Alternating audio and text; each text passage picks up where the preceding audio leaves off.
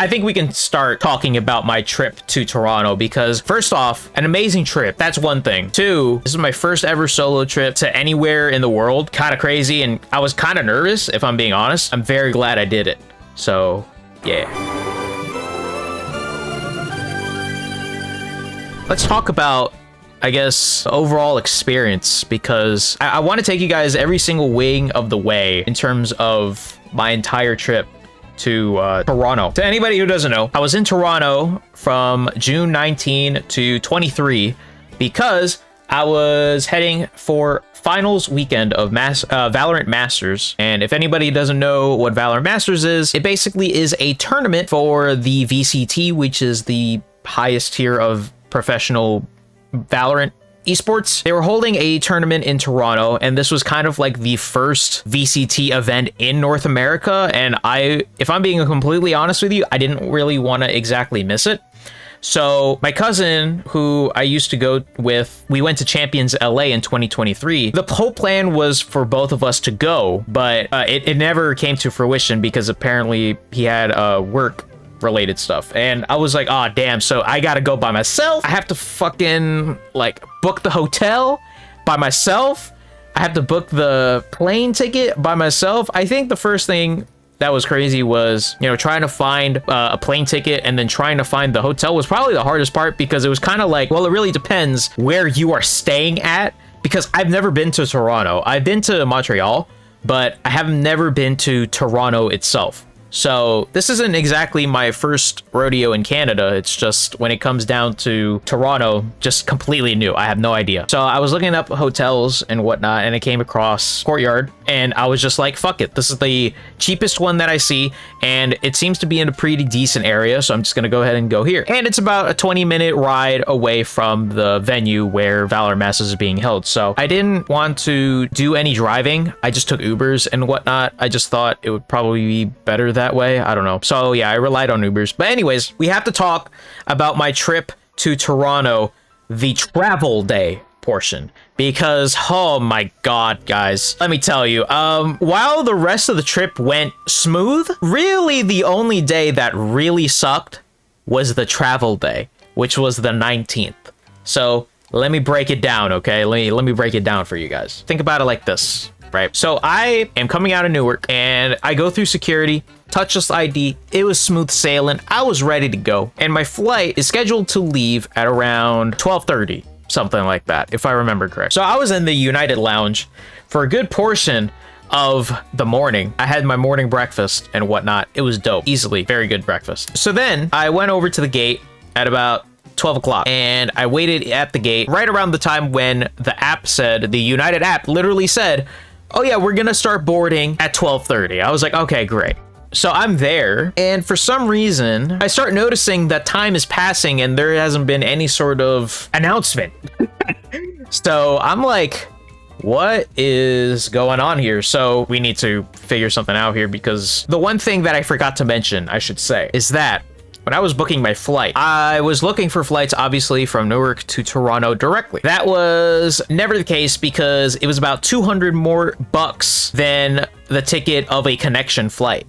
So I'm like, okay, that's weird. So I'm just gonna go ahead and take a connection flight, and I'm gonna go to Dulles, Washington, DC, and then go to Toronto from Dulles. It should be no big deal, because for one, I've never done a connection before, so this is my, like, again, first time ever doing it. But yeah, so I had a 1 hour layover in Dulles Airport. When I am thinking about my entire trip and how this entire day should be going, I'm like, okay, well, we're still sitting here at the gate, standing around, and everyone's like huddled together, because everyone that is huddled around this gate is literally just waiting for somebody to say, okay, we are going to start boarding now. And it wasn't until about 5 minutes later, it was probably like close to 12:50 or 12:55, but we start noticing people coming out of the gate. And that's when it hit me. There was a plane that was supposed to land earlier, but the thing is, they only just got here. Obviously, when I realized that, I'm like, oh my god, we have to wait for this entire plane to deplane out, get the new crew in, and then we have to board. And it wasn't until, like, again, around 12:55, maybe even 1 o'clock at this point, where I'm like, oh shit, this is bad. I'm kind of getting very nervous because I'm looking at my phone and I'm looking at the time for the flight from Dulles to Toronto. And I'm just trying to make sure that I'm reading this correctly because my flight from Dulles to Toronto was going to start to board at 3 o'clock. Obviously, when it's like 1 o'clock, I haven't really felt anything too crazy. But the thing is, deplaning took so long, and then the crew got on board, and that took so long. And it probably wasn't until about 1:20 where we finally started boarding folks onto the airplane. I'm like, oh my God. Remember, I was supposed to start boarding at 12:30. We haven't started boarding until nearly an hour at the gate. We were just standing around waiting for somebody to say something. It wasn't until they said, oh yeah, we're starting to board now. I'm like, why? It is 1:20, bro. So anyways, I'm getting really nervous here. So I just thought to myself, okay, I'm just gonna go ahead and look at potential flights, you know, from Newark to Toronto or from Dulles to Toronto, because this is getting pretty damn ridiculous, you know? So I look and I noticed that there were no more flights that day. I was like, oh my God, no way. So I literally have to hope to Jesus that I get on this flight in Dulles to Toronto on time, because this was just not gonna go out. This was just not gonna work out. We start boarding, and boarding was a bit smooth, and then we left about 1:40, maybe even 1:50, because there was another delay with the runway. Whatever, man. Whatever. Because we were starting to board at 1:20 to 1:30, we didn't leave until about 20 minutes later. Mind you, this flight was supposed to leave at like 1, not almost 2. When it comes down to that, I just realized that, wow, I'm like really hoping that I do not miss this flight, because if I miss this flight from Dulles to Toronto, I'm screwed. Because I don't know what to do next from there, you know? I don't honestly know anything. After that, we're on the flight, and I'm on the flight, and I am getting super nervous as time goes by, but then I realized that once we land, it was about like 2:55. I was like, okay, I should be able to make this. I see Emmett, say what's up to him, you know? And then I buy a quick snack, and then I get on to the gate where my flight is supposed to be leaving. So this is from Dulles to Toronto. Right when I got to the gate, this lady was literally taking people boarding. And I was like, holy shit. If this plane came like maybe 15 minutes later, I probably would not be in this position right now. So thank God I made it on time. We got on this new flight, you know, just checking my passport and boarding pass and whatnot. And then next thing you know, I'm sitting down, and this nice little old lady, and she's all like, oh, how are you doing? And I was like, I'm good, you know, blah, blah, blah, blah, blah. So we boarded, and at this point, everybody has boarded the flight. And it's a smaller plane as well. Everybody's basically sat down, and we're just obviously waiting for this plane to start moving to get the hell out of here. But the thing was, if you thought that the delay at Newark was bad, guess what?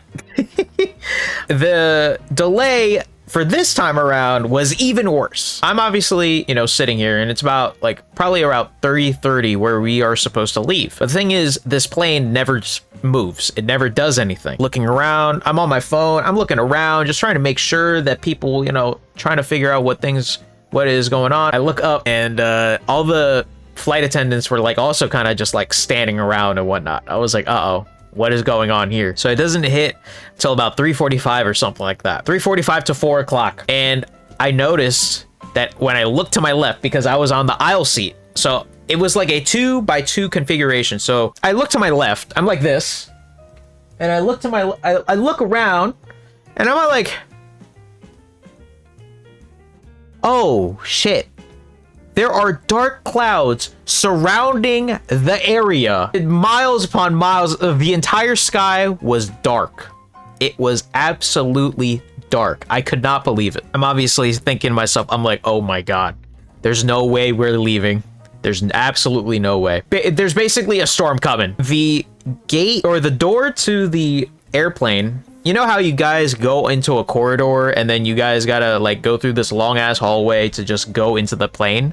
That door closes. And I'm like, okay, are we about to go? Or, and right as that door closes, the entire plane gets engulfed with So much rain. It was pouring rain outside. And guess what? Everybody got Amber Alerts literally around the same time too. You just heard it all over the airplane. And then you look at the Amber Alert, it's like scattered thunderstorms. Winds may go up to 80 miles per hour. I was like, what? Oh my God. So obviously we are all sitting in the airplane and everyone's just like, shit. And you can actually feel the plane like rocking back and forth. It was like this.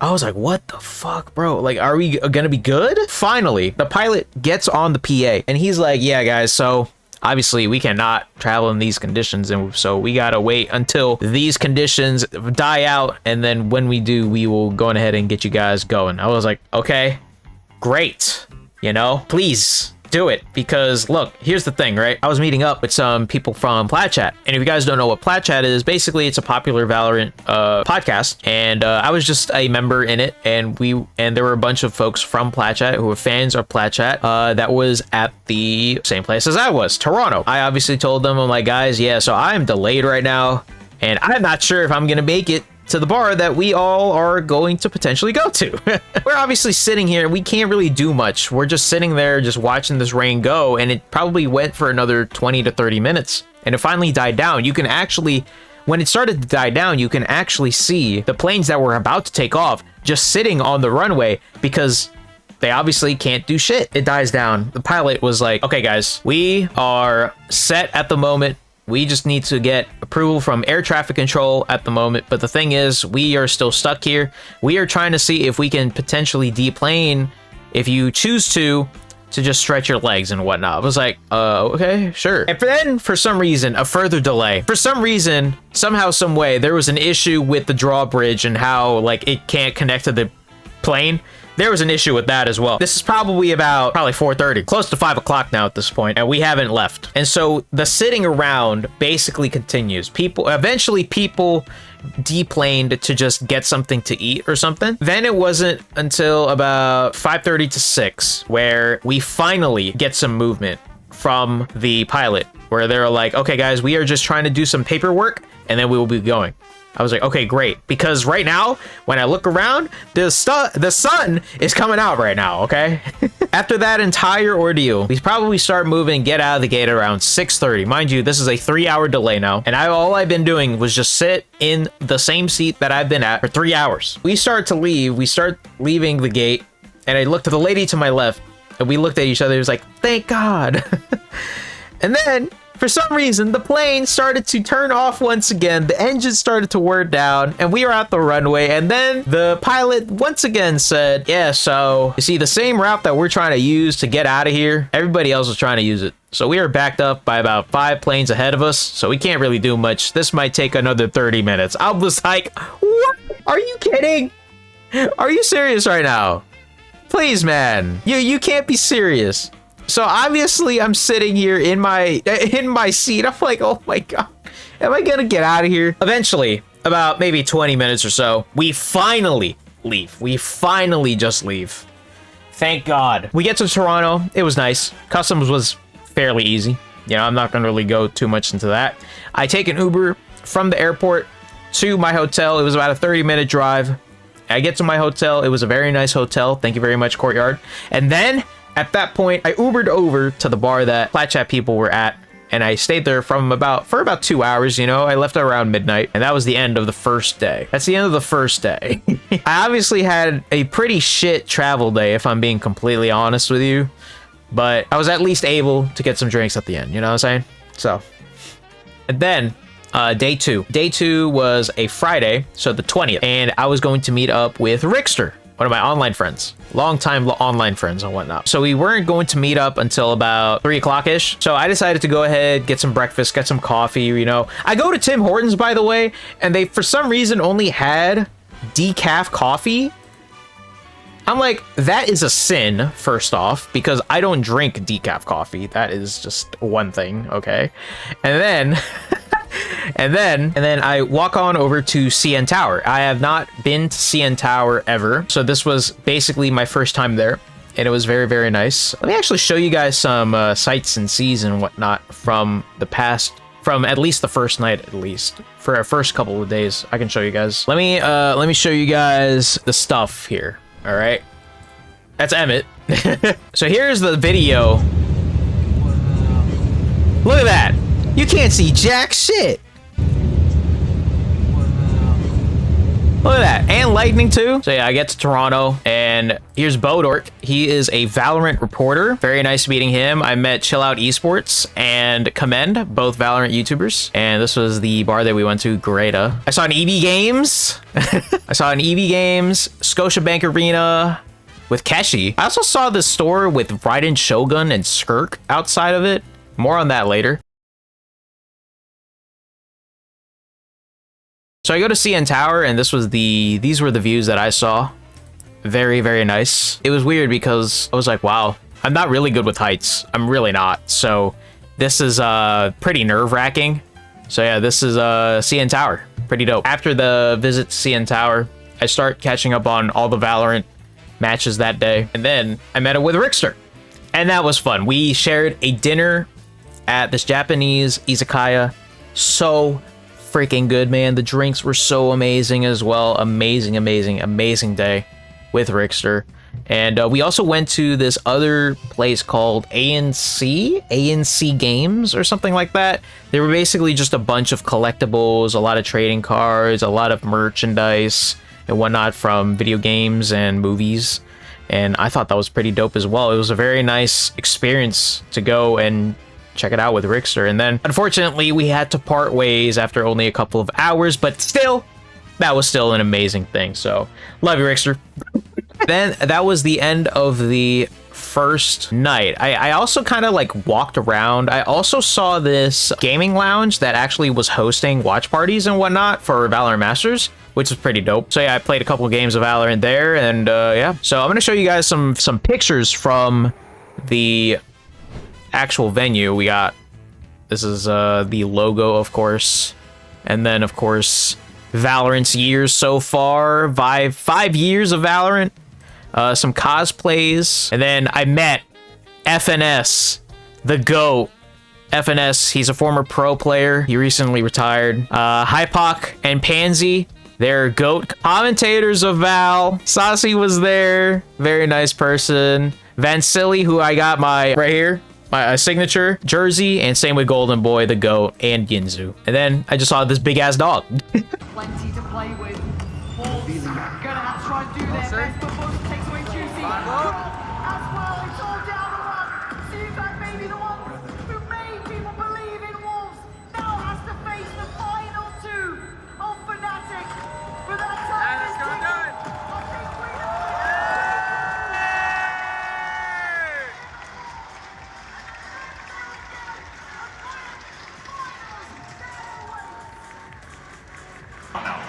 That is something that I know we're all just super stoked to see, because it's going to set up for an incredible grand finals tomorrow. Let's go ahead and show that, because after 12 days of competition, we are now down to our final two teams. It's Paper Rex going up against Fnatic Sideshow. This is like an anime, man. It's all come to life. It's crazy. I love it, but I also do. Then we went out, Plat Chat, for some dinner and some drinks, and that was very fun Saturday night. And then after that, Sunday, I was exhausted, by the way. So I went to the Sen watch party on Sunday, and I met a bunch of the Sentinel staff. I met Kaplan, the head coach. I met John Cutie, Zelsis, Zekin, the Filipino GOAT. I had to make sure I get a picture with him. And I also got a selfie with Rob, who is the owner of Sentinels. Pretty freaking dope, man. Paper Rex winning, by the way, is absolute cinema. Enjoyed that they won. And I cannot believe that they won. Something's looking for any sort I gotta of go. kill he can claim. I don't like this. Risky business. Oh, I don't like this. Play this one Wait. smart. Patience is there. Poster.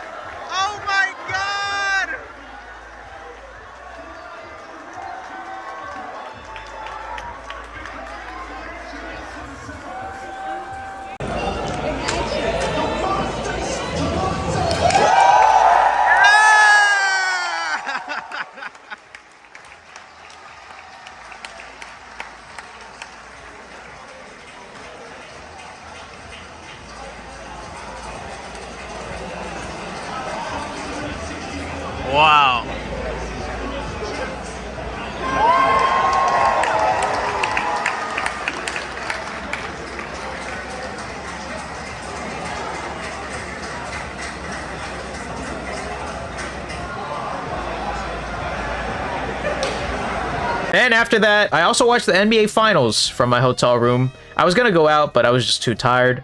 I watched the Thunder win, which the Pacers won, by the way. And then after that, Monday morning was departure day. I had to leave, and that was the end of Toronto. That was it. That was basically it. What a ride, honestly. Just what a ride. Because for Toronto specifically, I had to try to get tickets for grand finals for VALORANT Masters Toronto. I could not get a ticket. So the next best thing was to go to obviously a watch party, and thankfully Sentinels was doing one, and they were doing it at Real Sports Restaurant, which is basically where the Toronto Maple Leafs, the Toronto Blue Jays, and they do all those big ass watch parties over there, and it was absolutely insane to watch because there were literally every single TV was filled to the brim with VALORANT. I was like, wow, I cannot believe that this is real right now. That was a surreal feeling, man. That was a very surreal feeling. I just think for me personally, if I were to ever do that again, I would definitely do it again. I guess just the whole thing of people trying to potentially go on solo trips and whatnot, I think it's worth it. I really do think it's worth it because not only do you get like time to yourself, you kind of just like think about a lot of things, you know? Like, obviously, I didn't really think about content during that entire trip, but then I was like, wow, dude, like, I'm really like, wow, I'm really doing this thing. I'm really going at it. I just wish that I have to, I guess, prioritize things better because I definitely had to, I was struggling to get shit out beforehand, you know. I had to schedule things the night before to, you know, make sure that everything's still going and whatnot. So thank you, Riot, honestly, for putting on an amazing show because that day on Saturday was amazing to watch. Shout out to the guy, by the way, the Plat Chatter, who made sure to get me a hat, and I got it. Thank you very much. Thank you very much. And shout out to the girls that I was hanging out with on Sunday at the Sen watch party. They were also very nice people. Just thank you guys. It was an absolute memorable experience, being serious. And the fact that I was able to do that by myself just is amazing. So thank you guys. You guys made the trip worth it, honestly. So that's pretty much my entire trip. And obviously all the talent that I met, like all the Sentinels folks that I met and all the talent folks that I met that you guys just saw. And then of course, Rickster, you know, and just so much fun to be around, man. You guys really made this entire trip, seriously. Like, I know like I was there for VALORANT, but the people specifically were just absolutely amazing.